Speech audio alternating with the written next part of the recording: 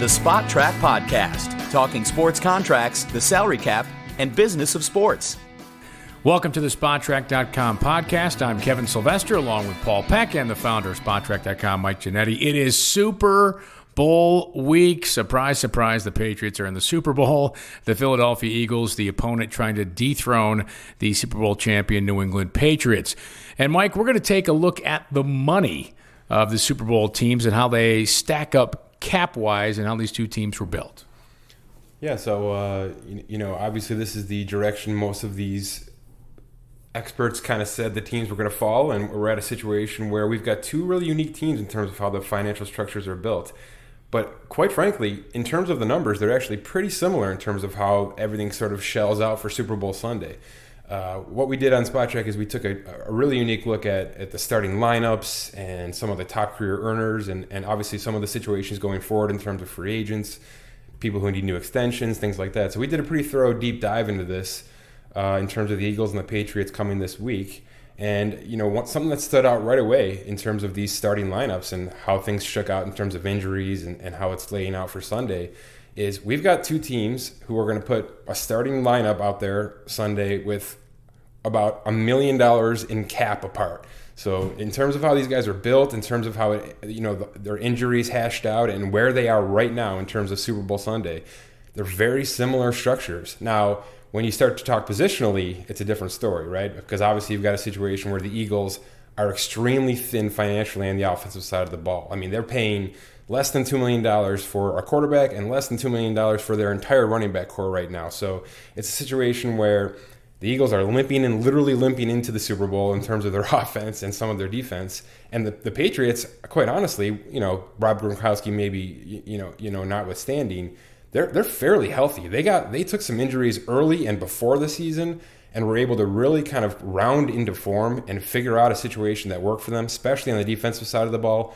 Obviously, their first 4 to 5 weeks defensively were subpar in terms of what they're used to. And, we made a note on this piece here on SpotTrack.com that they've really filled the gaps nicely with some cheap bodies. And they're looking at a situation where they've got a ton of money in the backside of the defense, their secondary, some free agency and things like that. But their defensive line and their linebacking core is young, cheap, and really overproducing in terms of what their money is right now. So it's a really unique situation, and we'll give it some talk here.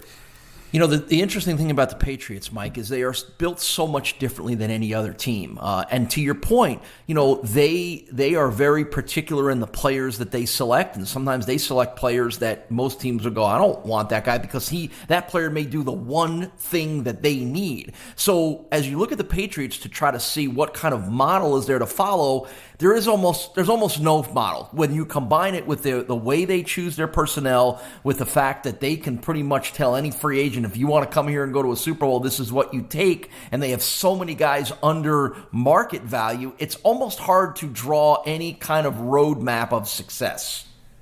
Right, and really everything I just said about the Patriots should be no surprise at this point, right? Because we've kind of talked about it on this podcast before. The Patriots aren't built to be superstars. They're built for depth. They're built to last. They're built to be flexible. They're built to flex for an opponent. So the situation they're in right now where their defensive side of the ball has minimal cap dollars, that's exactly what they wanted. That's exactly how they've always planned this out. And those bodies I talked about who are filling in, that's what they were told when they were signed by the Patriots. They were told that they're going to, they're able to give them this amount of money and their role may be reduced, but there's going to be times when those kind of players are going to need to step up. And we're at a situation now where we've got some, veteran minimum contracts starting the Super Bowl. One of the fascinating things to me is when you look at the Eagles and you look at the skill positions, and they have a lot of money at wide receiver, but this is skewed a bit because Carson Wentz's injury at quarterback, and you have to tell everybody again, how are they only spending $1.5 million at the running back position with the running backs that they have? Yeah, the trade for Jay Ajayi was almost brilliant. It was almost brilliant. I mean, they gave up little to nothing. It brought little to nothing to their cap in terms of their starting lineup and their situation going forward. And again, he's on a minimum salary next year, so this is right in tow for next year as well. But really what happened is they had Darren Sproles to start this year at about $4.5 million on their cap. He got injured right off the bat. So he's been locked into that injured reserve role, and their starting running back is just a couple of, underpaid guys who have been overproducing in a system that's perfect for them. So really what's going to happen is Sproles will fall off this roster next year. They're going to have a cheap situation again next year. They're going to have to ramp up a couple of wide receiver positions and pay a little bit more there, even though they've done so already with Alshon Jeffrey. But they're looking at value really across the board right now. I mean, obviously Foles is producing well at a minimum cost. We talked about Ajayi. He's dirt cheap right now and producing. Same with LeGarrette Blount on his veteran $1 million salary. You got to talk about a guy like Zach Ertz at the tight end position. He's already signed his extension, and he's pretty much already outproduced that. So he's at a point where he's underpaid. The situation with the offensive line is this is where they've spent their money, right? This is where they've dedicated money to multiple tackles for depth, good guards, a really nice center. They've got a situation where that's where they've decided we're going to pump a ton of money into some depth and make sure this is going to last. And we've seen it work because Jason Peters went down about 6 weeks ago, and they haven't skipped a beat in that rudder pass game. So obviously, things will change going forward, and we'll talk about that in a couple minutes here. But as of right now, they've got a ton of value across all of their positions right now. I'm intrigued by the running back position, and you just analyzed the Eagles running back situation, but I look at the Patriots, and they're spending $4.6 million basically on 4 guys at the running back position. But that's amazing in itself. Deion Lewis is a guy who was out of the league, so didn't have much leverage to sign for very much. He's one of their most dangerous weapons. James White, a guy who is used more in the passing game than the running. They're more than likely their highest paid running back is Gillislee, and he's probably going to be inactive this week. Yeah. So we talked about how the Patriots sort of build for depth. This is a perfect example. They did this offseason, and it should have surprised absolutely nobody. They signed 3 guys. They already had 2 on the roster. They're looking at 5 running backs on the active roster right now at about $11 million total, right? So, I mean, nobody's paid more than they should be. It's a depth arsenal that they can release week by week. We saw it all year long, right? They were fantasy nightmares for fantasy players out there, right? You never knew who was going to be the featured back, and that's how they want it. That's how they address their offense. They want other teams thinking that too. So, I mean, theoretically, they were the 4th highest spenders in terms of the running back position in 2017. But again, with 5 running backs at their hand, it was incredible value every week for them. So again, a guy like Gillislee, maybe he didn't work out because of injury and maybe a couple too many fumbles and things like that. And he's certainly a cut candidate for next year, I would say, just because he's got a cap figure that rises above the Patriots standards is really the way to look at it. But it's a unique position. A lot of people have devalued it. But the Patriots haven't really devalued it. They've just spread it out. They've just said, we can't have one of you at $10 million. We want 5 of you at 11. Pretty smart, too, when you think about all the injuries that running backs endure and the different styles you can have. And as someone who's owned a running back in fantasy this year, yes, I'm one of those who had that frustration. I want to go back to the defenses for both teams and where they spend the money. The Patriots, and a lot of that's Stephon Gilmore, signing him via free agency to a big contract, but they spend money in the defensive backfield, and the Eagles spend their money. I mean, they're spending over $12 million for DBs, but on the defensive line. And in a passing league, it's one team saying, okay, we're going to spend the money on the guys who are covering the receivers, and it looks like the other team, is it fair to say, said we're going to spend it on pass rushers. Yeah, exactly. The Patriots have a little bit more allocated to that linebacker core than maybe in recent years with that re-signing of Dante Hightower, which as of right now is a bit of a bust. But the Patriots have done this. They have said they're going to do this, and they've done this. They have shown that stopping the passing game from the secondary is the way to do it. You've seen them for years and years kind of allow that 5 to 6 yard pass, in the middle of their offense. They play a straight zone most time, and it's worked out for them. They've figured out a way to put bodies in a run-stopping fashion to say, we're going to make you throw, and we're going to make you throw deep, and we're going to stop the deep ball. So it's worked for them. Their salary cap has always reflected this. It is interesting that there's 2 sort of dichotomies in terms of how they have spent towards the defense, though. And we'll see how that impacts the Super Bowl because, generally speaking, teams that blitz Tom Brady, aren't exactly successful in doing so because of his quick release and the way that he's been able to handle that over his career. So right, you've set it up as the Eagles are certainly paid and built to rush the passer. And quite frankly, one of their best values, maybe their best value of the year, is a guy named Patrick Robinson. He's a cornerback. He's 30 years old. He signed a veteran minimum contract this offseason, as basically a 1-year show-me deal. And he's probably the top 5 cornerback rating according to Pro Football Focus this year. He's one of our best values according to financial valuations that we do. And there's a guy who, on $775,000 is going to be asked to do quite a lot in the Super Bowl. You mentioned Tom Brady, and one of the interesting tidbits in your article is the career earners on both teams. And clearly and obviously, Tom Brady is at the top. But as crazy as this sounds, at $197 million career earnings, your first inclination is, that's all? Yep. Yeah, you got it. Yeah, he hasn't hit that $200 million mark yet, which sounds ridiculous to say out loud. But yeah, I think really where he should be and where he is a pretty big gap. I mean, if he were pinching the Patriots every contract like some of these quarterbacks have done and some of these position players have done over the years, he's at a situation where he could easily be above 225 right now. So we're talking about over $25 million that he has essentially put on the side just to say, I need to be able to keep myself happy and the rest of this team happy and successful. There's no secret to that. We've broken that down before in terms of his every couple of years, he kind of re-ups his contract to keep it low, to keep him active, to keep him cash flow. So, yeah, 197 is by and far the highest in terms of the Super Bowl players. Everybody else is actually under 100 million in terms of their career earnings. But I did a piece here where I actually spoke about Brady should be surpassed by Matthew Stafford in 2.5 years.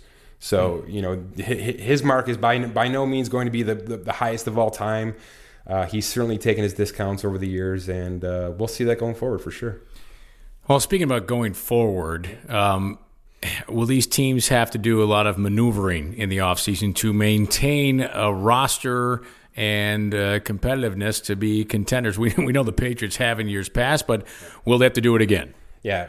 Even if I say the Patriots are in good shape, they're going to make moves, right? They're going to make 1 or 2 moves that are going to raise eyebrows, and they'll do it, whenever they feel it necessary, because that's just how they operate. That's how they build this thing. They're big traders. They're big uses of tools that other teams generally don't use in terms of the offseason.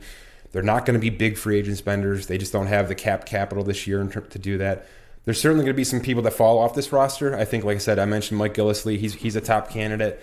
A guy like Martellus Bennett and Dwayne Allen, the backup tight ends. Once you start seeing cap hits rise above $5 million for those backups, the Patriots generally don't allow that to remain with them. So there's some interesting some players going forward, though, to talk about. One being Brandon Cooks.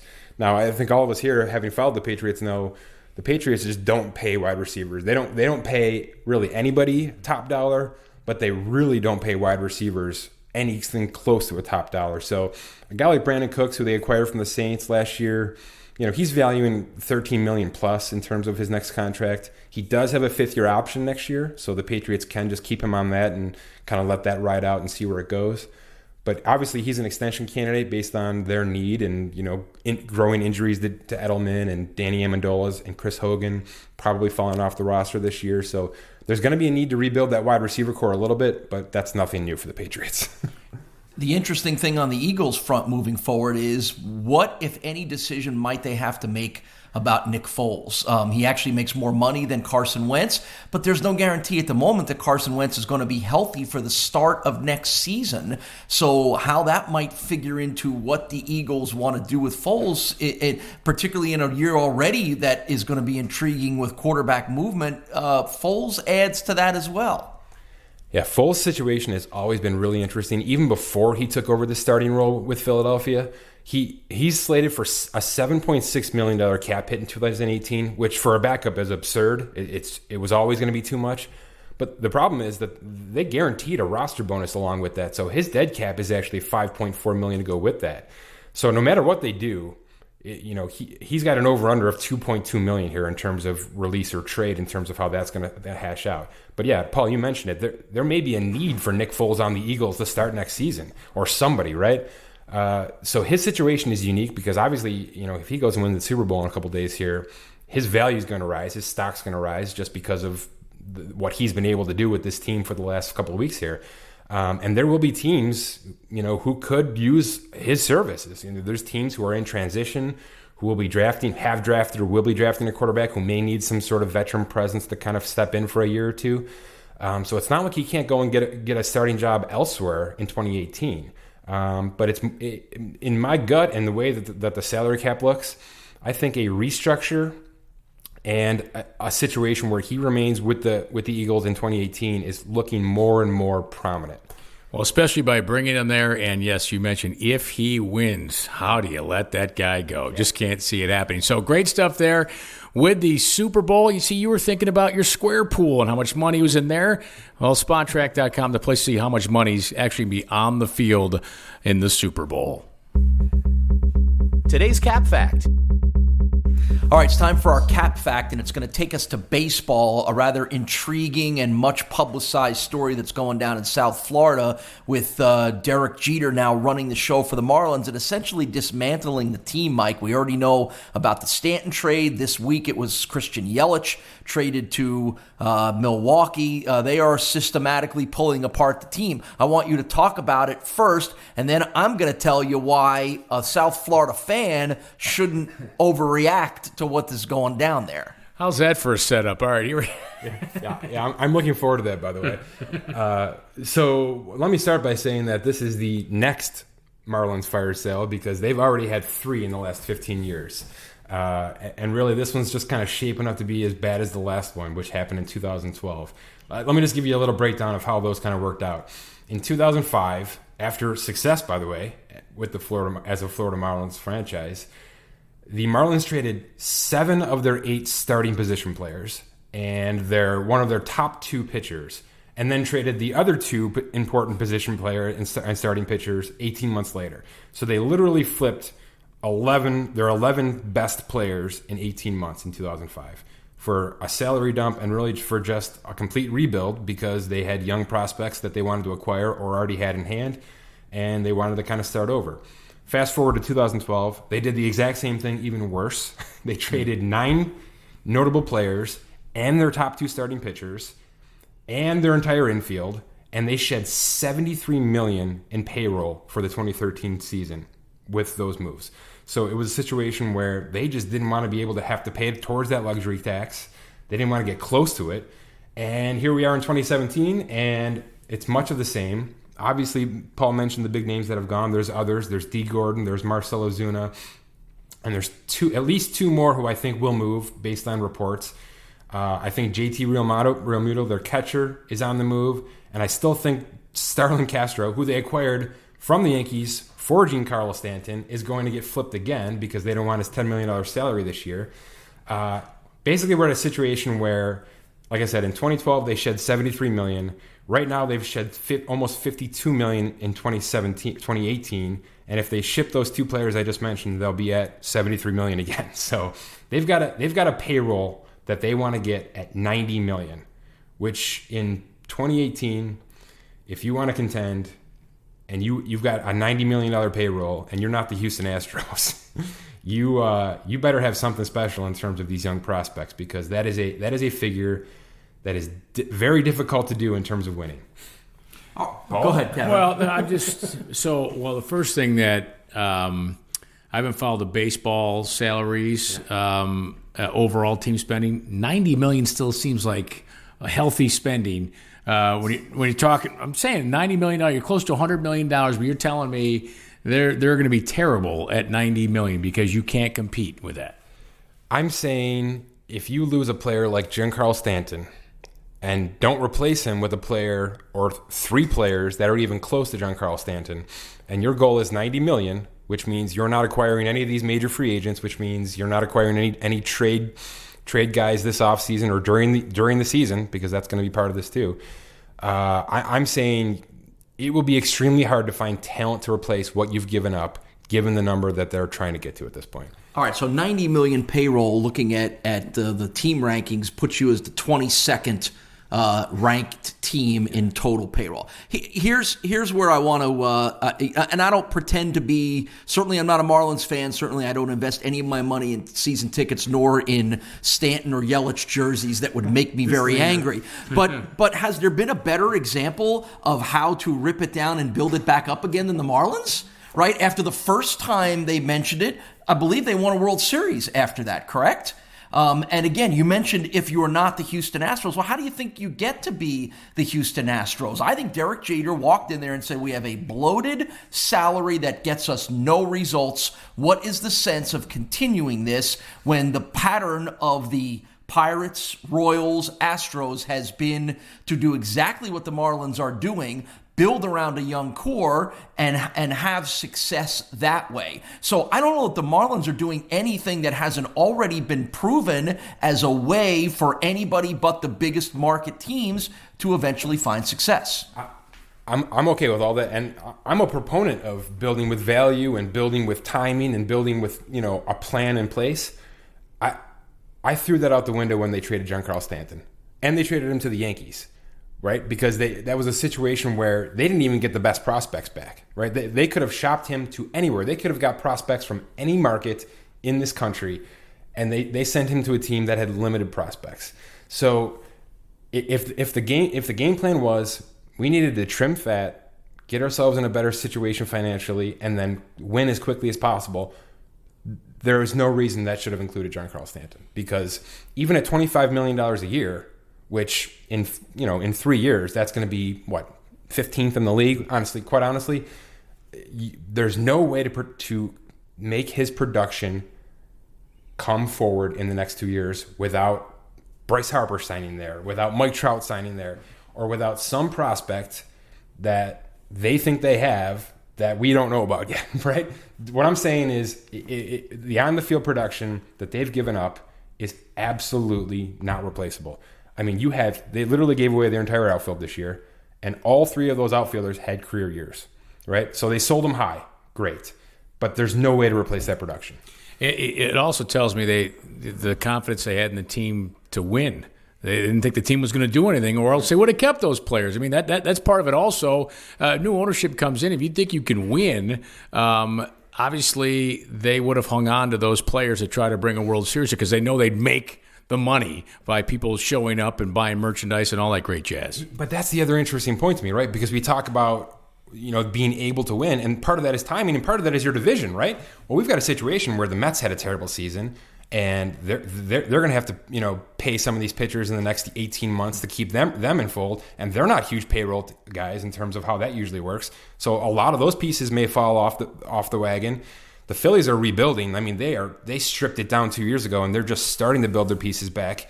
And yeah, lowest payroll in the league right now, and that will stay that way most likely, unless the Marlins do more damage. But then you've got a situation with Washington, and I just mentioned Bryce Harper. Bryce Harper's a free agent after this season, and while it's been said that Washington has tried to extend him, there is very, very little belief that Bryce Harper will be a Washington National next year. So you've got a situation where everyone else in your division appears to be faltering in terms of their building process.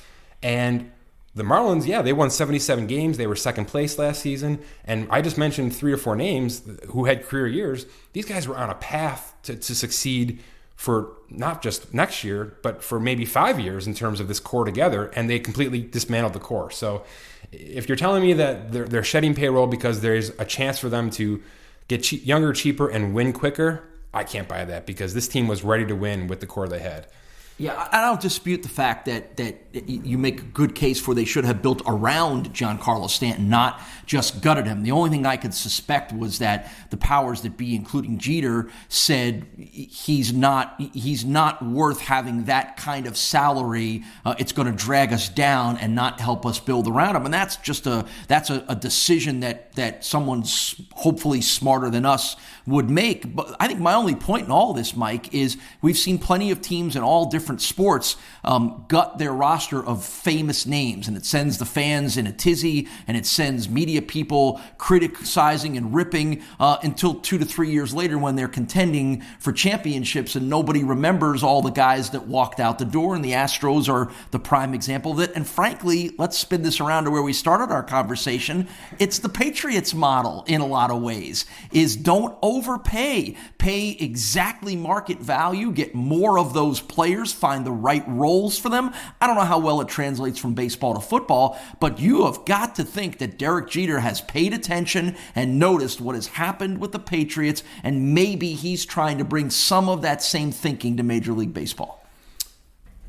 I can buy that with Stanton because of his $25 million salary, but Christian Yelich was the best value outfielder in baseball last year. I mean, his extension was one of the best value extensions in baseball. I mean, he was already on a perfect deal, and his production was outstanding.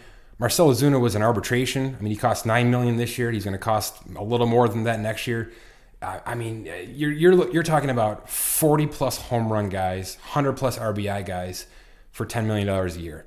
So I can't get around gutting those kind of players. Young, talented, fairly cheap players that should be part of the process. They should be part of the plan. Those are homegrown players that have come up and have shown that they've grown into the system, and you've gutted the system. So while on a global scape, I'm a big fan of trimming fat when you can, getting rid of guys when you need to. I just don't think the Marlins needed to do it this year. I think this is an overreaction from a new ownership piece where the money looked huge on paper, but they were getting production from that money, and I think they really sort of screwed the pooch here a little bit. Yeah, the optics of it are bad, and my opinion is the new ownership group took advantage of being new to say, we're going to do it our way, our own process, and they used that excuse to just cut payroll and save a bunch of money in the first year. Well, it's going to be interesting to see if and how many more moves the Marlins make along with other teams like the Pittsburgh Pirates. Yes, Paul, let's have a bet here, right? Let's have a bet. Marlins wins over the next, should we say that next year or 2 seasons? Over under the next 2 seasons. Because they're going to play a lot of young guys who aren't really ready to play this year. Let's do it. Over under 100 wins. Over the next 2 seasons. All right, I go over, obviously. Over. We'll see. All right. We'll see. Well, hang on. What kind of bet's a bet without something on the line here? What do you? Here's the deal. If it's over 100, Mike buys the tickets to a Marlins game that you guys are going to go to. If it's under 100, you buy the tickets, but you're going to go to a Marlins game. No, nobody wants to go to a Marlins game. Right. Well, it'll be a Mets. That's part of the problem, too. It'll be when the Mets host the Marlins, all right? Yeah. All right. That way we can all get on board with a Mets game. All right. That does it for this edition of the SpotTrack.com podcast. A lot of great Super Bowl talk and great baseball talk, which we'll have more of here as we continue in the baseball offseason, and then pitchers and catchers are reporting very, very, very soon, and we get into baseball season. For Mike Giannetti and Paul Peck, I'm Kevin Sylvester. Thanks for listening to the SpotTrack.com podcast.